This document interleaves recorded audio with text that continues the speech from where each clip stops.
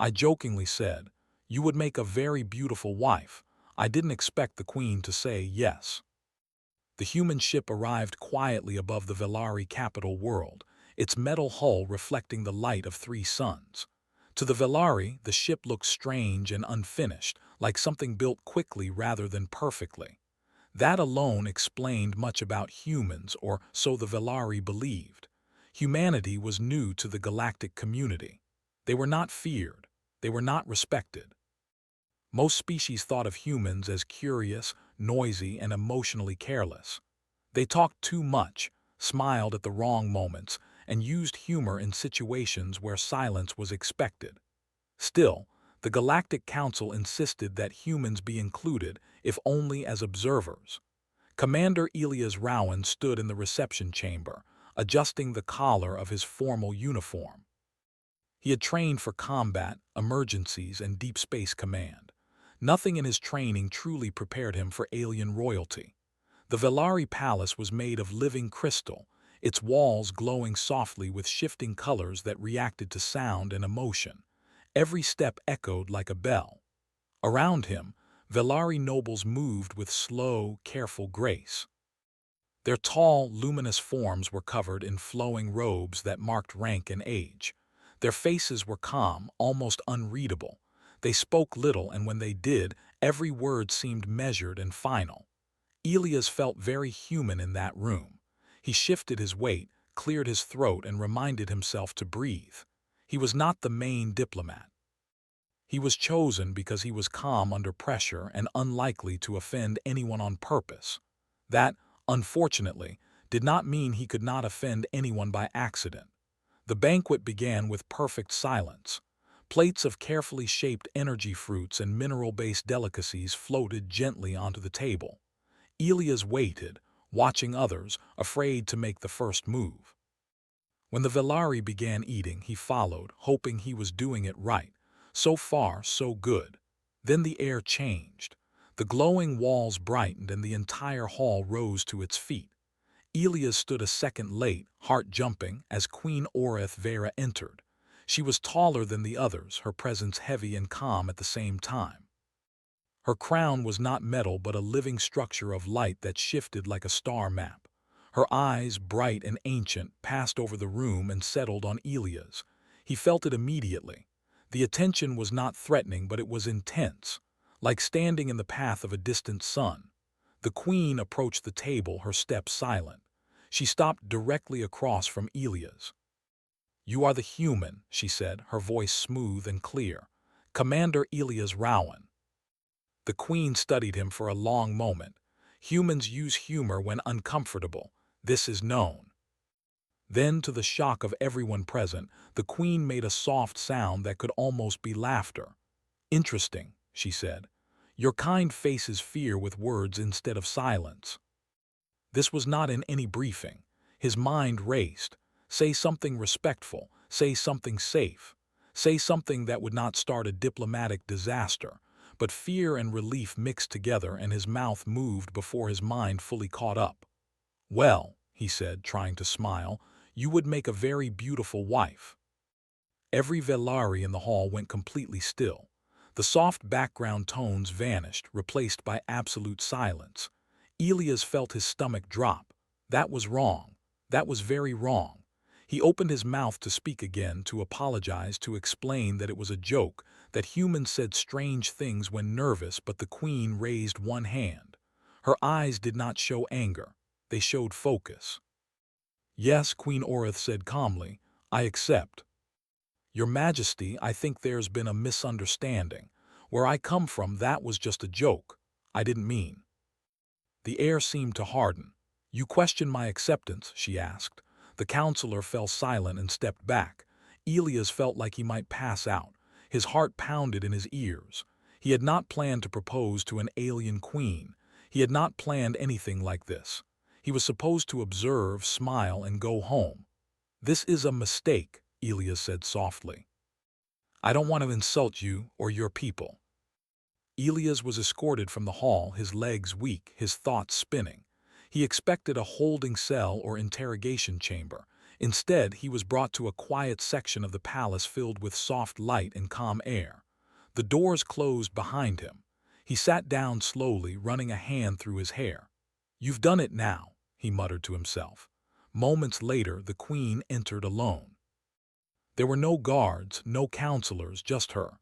"You are distressed," she said.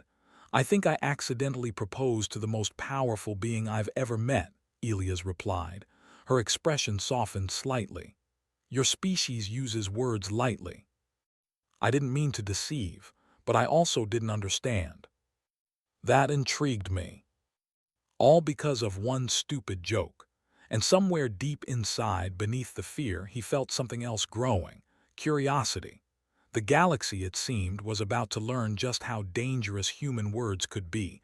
Morning light filtered through the crystal walls, soft and warm, yet Elias Rowan felt no comfort from it. He had not slept much. His mind kept replaying the Queen's calm voice, the stunned faces in the hall, and the single sentence that had changed everything. "Yes, I accept." A soft tone sounded and the wall shifted open. Two Velari guards stood outside, their posture formal but not hostile. "The council summons the human," one said. Elias stood, straightened his uniform, and followed them. Each step felt heavier than the last. The council chamber was vast and circular, its ceiling showing a living image of the stars. The Velari High Council stood in a half-ring, their lights sharp and tense. At the center, elevated above all others, sat Queen Orith. Her presence steadied the room. Elias felt it like gravity. "Commander Elias Rowan," the chief counselor began, his voice controlled but strained. "You stand before us as the subject of an unlawful bond. Where I come from, words like that don't carry this weight. You place blame upon yourself alone." Another counselor spoke.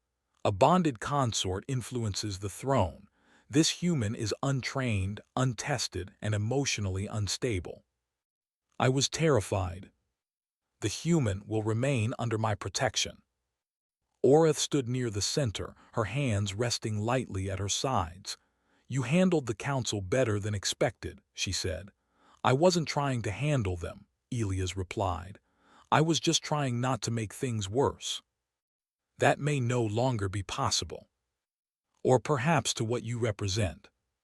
"Not external." "Assassination attempt?" Elias asked. "Yes," Orith said, "from within the council's supporters." Elias slid down against the wall, his arm numb and burning. "You are injured," Orith said, kneeling beside him. "I've had worse," he lied, teeth clenched. Blood soaked through his sleeve, dark against the fabric. Medical drones arrived, sealing the wound, but Elias' vision blurred. Before he lost consciousness, he felt Orith's hand steady on his chest, warm and grounding. When he woke, the room was dim. The pain was dull now, controlled. Orith sat nearby, watching him. "You shielded me," she said. "Reflex," Elias replied weakly. "Humans are bad at standing still when someone's in danger." "Glad I could be first." "Say I'm too dangerous." "Rest, you will heal." It was becoming real. Elias Rowan recovered slowly. The wound on his shoulder healed with Velari medical light, but the weight on his mind took longer to fade. From his chamber, he could feel the palace changing. The halls were quieter. Guards moved in new patterns. The soft glow of the crystal walls often shifted to warning colors.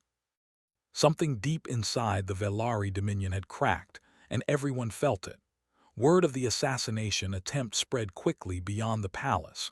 Other star nations began watching Velari space more closely. Messages arrived every hour, filled with polite concern and hidden suspicion. Many believed the human was a threat. Others believed he was a tool. Very few believed he was just a man who had made a mistake. Queen Orith visited Elias often during his recovery. Sometimes they spoke. Sometimes they sat in silence. Elias noticed that she seemed less distant now, less like a symbol and more like a person. "You should return home," Elias said one evening as they watched light creatures drift across the garden ceiling. "Your people will never stop blaming me." The chief counselor's light flickered with frustration. The human's presence has destabilized the throne, he declared. External powers question our strength. Internal factions grow bold. This is survival. I suggest you learn from us, just like we're trying to learn from you. How many civilians? Humans specialize in getting people out alive. Proceed. For the first time, Velari forces had resolved a major internal threat without mass destruction. Across the galaxy, observers took notice. Human ships arrived days later, responding to emergency requests. Not warships, but medical vessels, engineers, and diplomatic teams. They brought supplies, not demands. This is unusual, a Velari officer said as human doctors worked beside Velari healers. Your people gain nothing from this. Why do humans refuse to surrender even when logic says they should? Elias answered honestly. Because giving up feels worse than failing. My people are afraid, she said. They believe I have weakened us. Because I care. One fleet crossed into Velari border space. Oreth summoned Elias to the command chamber. They test us, she said. Elias studied the tactical display. They think we'll respond with force. Elias spoke calmly, clearly, without threats. We don't want war, he said, but we won't panic either. Velari space is stable. Our alliance is real. That night, Oreth visited Elias privately. The bond ceremony awaits, she said. You may still refuse. Humanity had not conquered anything. They had simply shown up when it mattered. And that, the galaxy was beginning to understand, was far more dangerous than force. The day of the bond ceremony arrived without celebration. There were no grand announcements, no loud music, no display of power. Instead, the Velari capital moved with careful quiet, as if the entire world was holding its breath. Elias Rowan stood in a simple chamber overlooking the city. His uniform was clean but unadorned. No crown, no symbols of rank beyond what he already carried. He watched the glowing towers below and felt the strange calm that comes after fear has burned itself out. He had thought about running. Many times. It would have been easy to step onto a ship and disappear back into human space. Humans were good at starting over, but leaving would not erase what had already changed. Oreth entered without guards. She wore ceremonial light woven into her form, shifting softly like dawn. For the first time since he had met her, she looked uncertain. You may still refuse, she said. Elias turned to face her. If I do, what happens? Rival empires push harder. My people lose faith, she answered honestly. And if I stay? The council stood in a full circle this time. No one was absent. Even those who opposed the bond had come. Tradition demanded witness. Oreth stepped forward first. Her voice carried without force. I choose balance, she said. I choose change with care and strength without stagnation. Not because I planned this, but because running would cause harm. Reforms began slowly. Oreth did not dismantle Velari tradition. She adjusted it. Councils were expanded. Civilian voices were included for the first time in centuries. Military response protocols were rewritten to include evacuation and negotiation as primary steps. Elias did not rule. He advised. He asked questions that made people uncomfortable. What happens after victory? Doctors, teachers, humanity became something unexpected, a stabilizing presence. Not because they were perfect, but because they were stubborn about caring.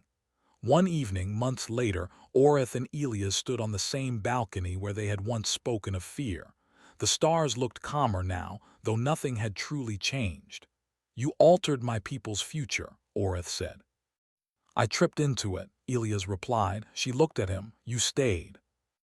Not king, not ruler, not weapon, just human. One day a junior counselor asked him, do you regret that joke?